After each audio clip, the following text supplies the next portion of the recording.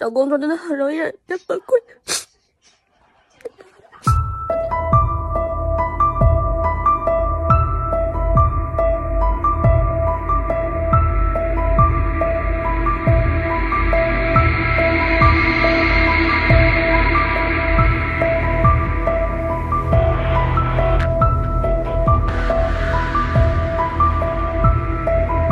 Desperate, unemployed, sleep on streets, going hungry, urban decay is shocking.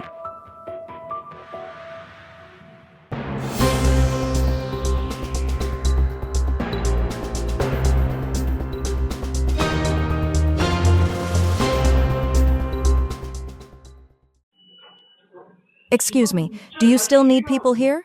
No. I can do any job, just arrange it, I can do it well. No, we have already hired people. Can I help here for 2 days? I just need food for these 2 days, no salary. I will leave after 2 days. Just having food is enough? Yes, I just need food for these 2 days, nothing else.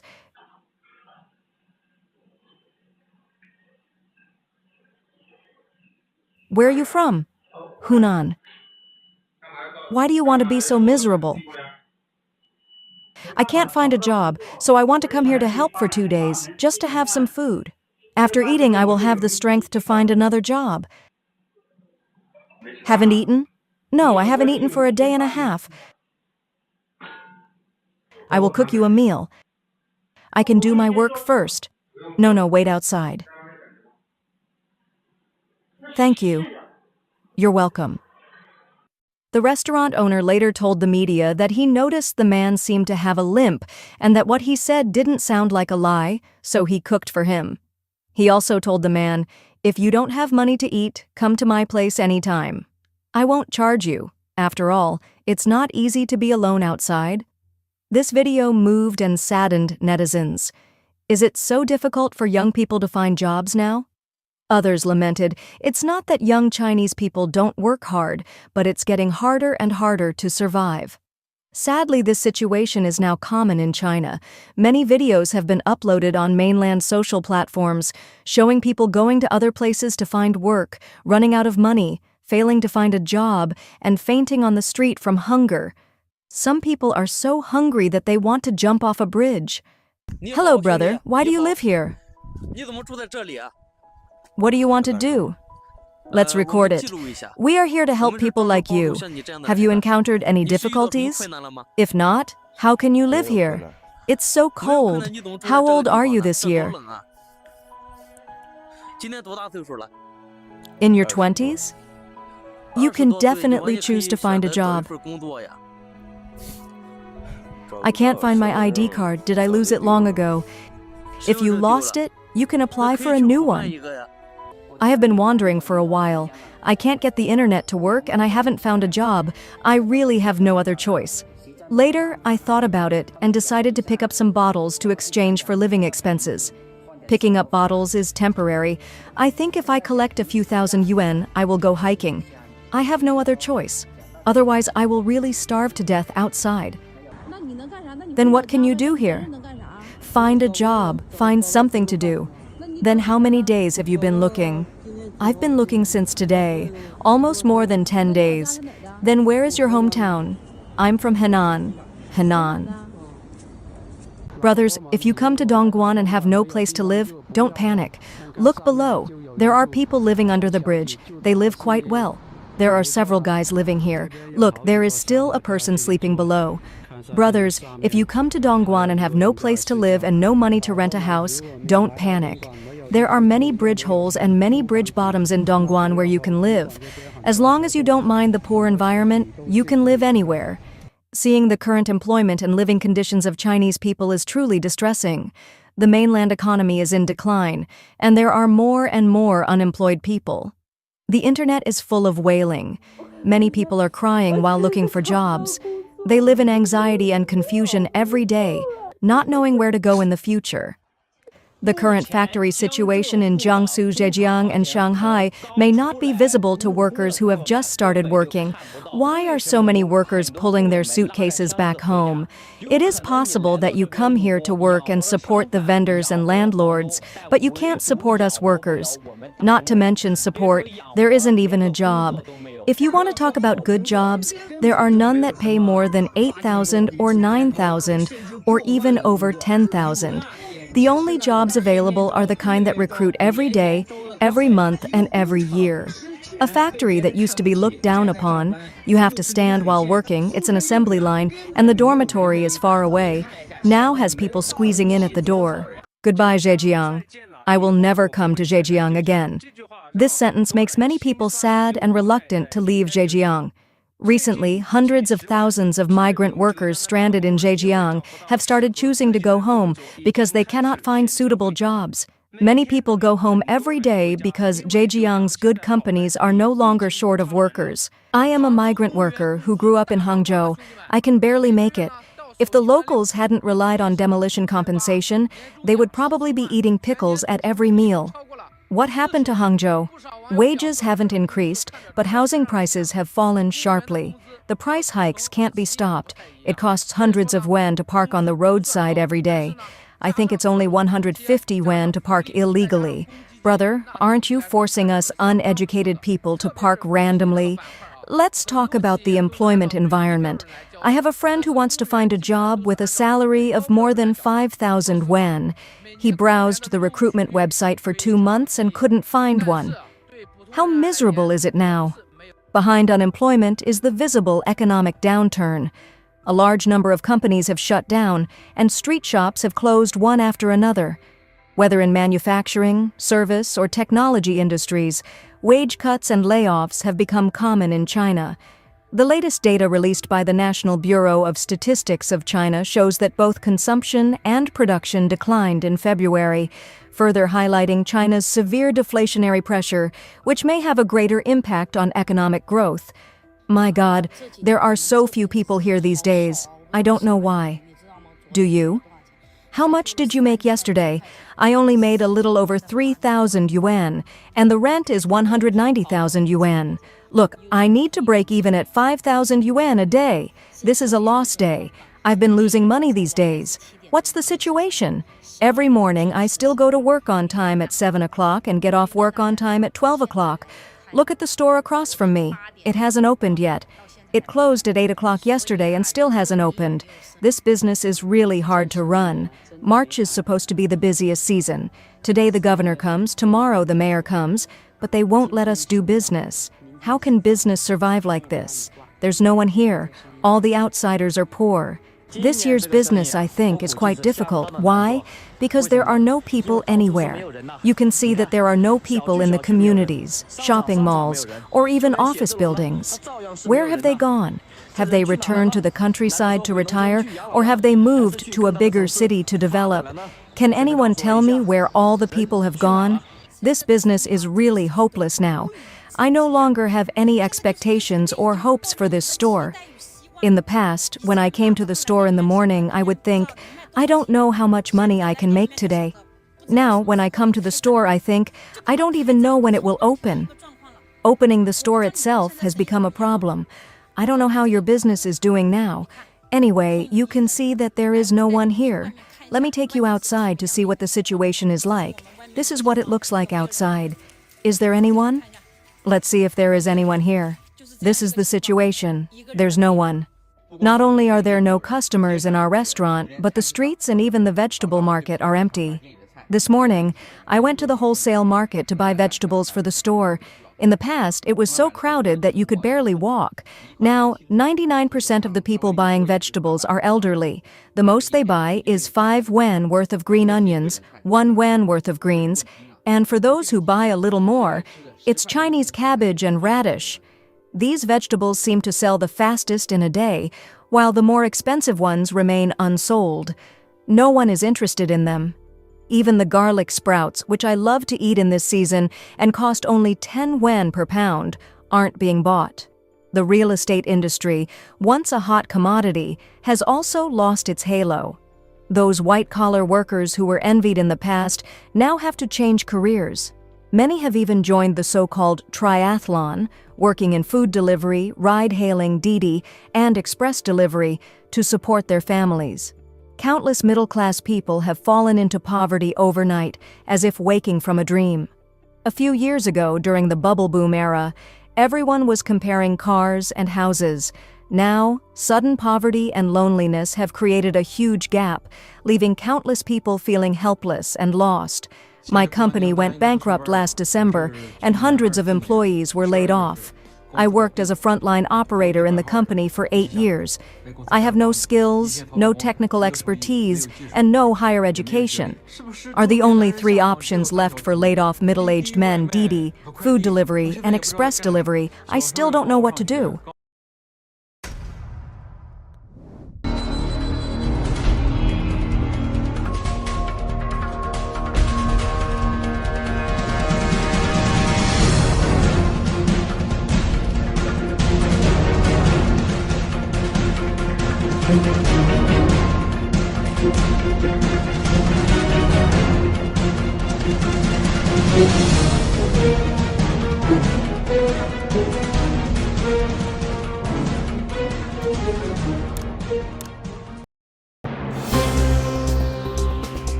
During this period, many netizens in mainland China posted that the peak of deaths will come in 2025.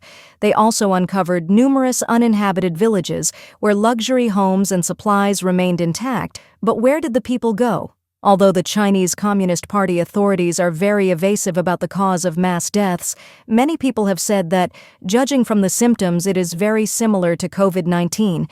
Many initially thought it was just a cold, but it turned out to be a lung disease. In this wave of the epidemic, young people accounted for a large proportion of deaths. Mr. Fu from Xi'an, Henan, reported several sudden deaths among young and middle-aged people during this year's epidemic. All were Communist Party members. A leaked mortality report sparked heated discussions, especially over the high death rates among millennials. 5.2% for the post-80s and 3% for the post-90s, ranking first and third. Despite the Public Security Bureau's efforts to suppress discussions, reports of young people dying continue. A funeral home screen in Shandong showed that 3 of 8 recent deaths were between 14 and 31 years old. Mr. Li from Zhoukou, Henan, described severe fevers and colds leading to numerous deaths, with hospitals overwhelmed. Many in their 30s and 40s died suddenly from pneumonia, heart attacks, and cerebral infarctions. Dr. Zhang Liang from Jiangsu revealed a sharp rise in sudden deaths, mostly due to heart attacks, among otherwise healthy individuals, particularly government employees. He noted that death certificates often list sudden cardiac death post-epidemic, with most Chinese now in suboptimal health. Many report weakened immunity, frequent illnesses, and increased mortality, with severe flu leading to more deaths. A dangerous bird flu strain is also spreading, but authorities continue to cover it up. Consequently, mortality among young and middle-aged Chinese remains alarmingly high. At present, hospitals across mainland China are overcrowded, and videos are constantly circulating online showing crematoriums in many parts of China with long queues for cremation. Although the Chinese Communist Party officially claims that this is the peak period of influenza and that 99% of cases are influenza A, the Chinese public widely questions whether this is actually an outbreak of COVID-19 or another related disaster. Although the Chinese Communist Party has made every effort to conceal the truth about the epidemic, the Chinese people have drawn their own conclusions based on the abnormal phenomena around them. Mr. Li, a resident of Zhoukou Village, Henan Province, said that due to the high number of deaths in the area and China's economic depression, many local people have switched to earth burials to save on cremation costs. The Chinese Communist Party authorities, who had previously forced the public to adopt cremation, turned a blind eye to the public's quiet shift to earth burials as crematoriums became overcrowded. Mr. Lee said that funerals were held daily in the local rural areas and new graves were everywhere in the fields. He said, "There are 500, 600, 700, 800, or more than 1,000 people in a village. There are many deaths. How many people have died? I didn't count. Anyway, there are deaths in every village, either in this village or that village.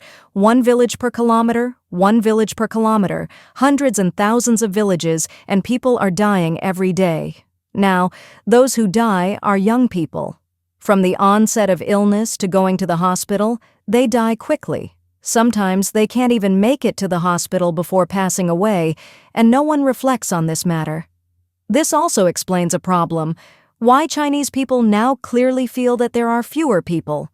Many people in the cities are asking, where have the people gone? There are no people on the streets, no people in the shops, and no people in the shopping malls. Some say that because a large number of factories have closed down, many people who came from rural areas to work in the cities have chosen to return home. But the problem is that a large number of uninhabited villages have also appeared in rural areas. Woman. While on a self-driving tour in Hunan, I actually found a large house with no one living in it, and the outside of the building was overgrown with weeds. Walking inside, I saw a lot of relics. I wondered what happened here. What kind of story does this place hold? So many relics, military uniforms, sweaters, the cabinets were full of clothes. I never thought there would be a TV here, and a Yuxing stereo. This was really unexpected. Such an abandoned dormitory building, yet there were so many relics. Is anyone here? This house is so clean. Wow, there's a TV. Hey, look, the floor is so clean, but it's obvious that no one lives here. Did you see it?